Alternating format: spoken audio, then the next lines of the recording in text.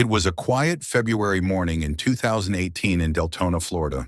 Birds chirped, the sun had just begun to rise, and the world outside seemed calm. But inside one home, tragedy was about to unfold.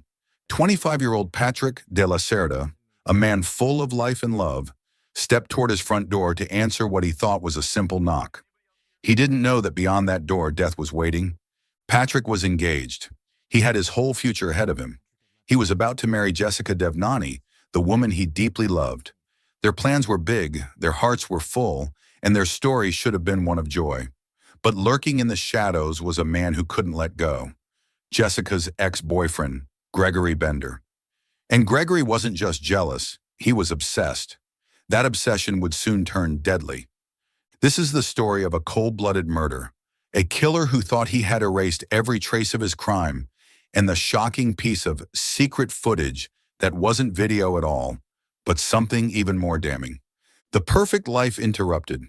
Patrick De La Cerda was known to friends and family as kind, hard-working, and deeply in love. He and Jessica were in the midst of planning their wedding. Their social media pages were filled with joy, excitement, and love for one another. But to Gregory Bender, Jessica's ex, this wasn't something to celebrate. It was a threat. Gregory wasn't just any ex-boyfriend. He was controlling, manipulative, and dangerous. He had stalked Jessica, harassed her, and sent her messages filled with anger. Even after their breakup, he couldn't move on. Jessica knew Gregory had a dark side. She had seen his temper, his obsessive nature, and his inability to let go. She had moved on, but Gregory hadn't. And as Jessica's new relationship blossomed, Gregory's jealousy grew into rage. The morning of the murder. On February 27, 2018, Jessica and Patrick were looking forward to an ordinary day. But the ordinary turned into horror. Early that morning, Patrick received a knock at the door. Believing it was a routine delivery, he went to answer. What he didn't know was that Gregory Bender had been waiting, hiding, armed, and ready to kill. When Patrick opened the door, he was shot multiple times. The attack was brutal, precise, and merciless. Patrick collapsed at the entryway of his home, bleeding out before he could even realize what had happened. His dreams, his love, his future, all stolen in an instant. Jessica's life was shattered. She had just lost the man she planned to marry. But as detectives began to investigate, one name immediately rose to the top of their suspect list: Gregory Bender, a killer who thought he was clever. From the very beginning, Gregory believed he had planned the perfect crime. He knew Patrick had security cameras on his property, so after the murder, he stole the hard drive that contained all the footage. No video meant no evidence, or so he thought. To investigators, it looked like the work of someone who knew the property, someone who understood how to cover their tracks. Gregory had experience.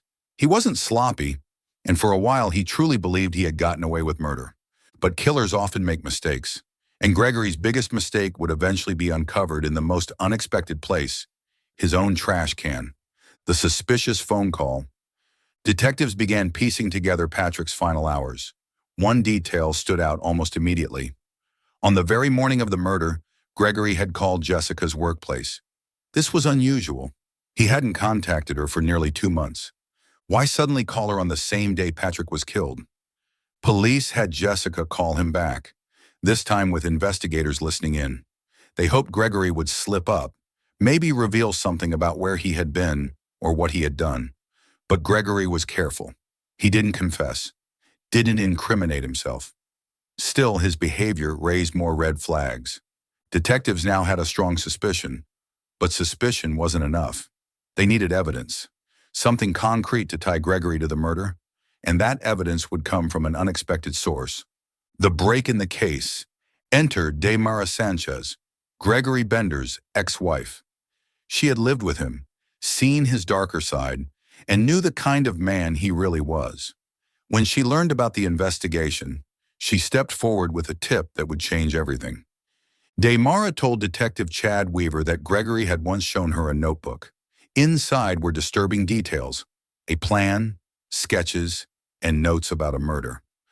At first, investigators were stunned. Was it possible that Gregory had written out his entire crime in advance? If so, and if the notebook still existed, It could be the smoking gun they needed. Armed with this information, police obtained a search warrant and headed to Gregory's home. The secret footage. When investigators searched Gregory's house, they didn't find hidden video recordings or incriminating tapes. But what they did find was far more damning.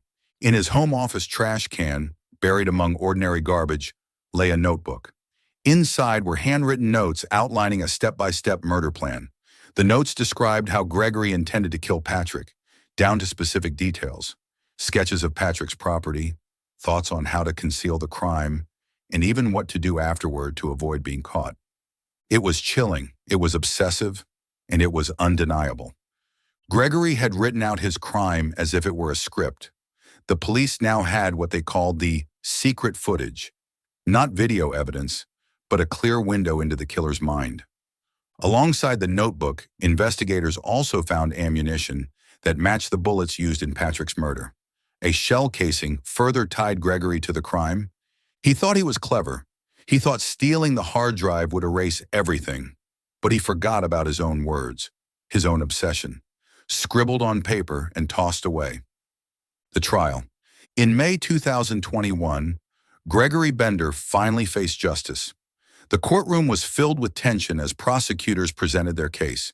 The most powerful piece of evidence was the notebook. The defense tried to downplay it, arguing that the notes were nothing more than fantasy.